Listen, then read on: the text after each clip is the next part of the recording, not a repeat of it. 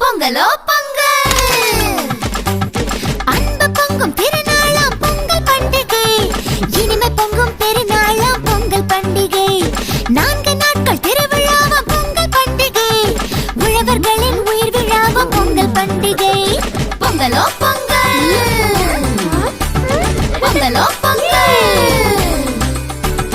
பழையதுதான் கழித்திடுவோம் போகி அன்று, வீட்டிற்கு புதிதாய் வெள்ளை அடிப்போம். தை பிறக்கும் முதல் நாளாம் பொங்கல் அன்று, பச்சரிசி வெல்லமிட்டு பொங்கலிடுவோம்.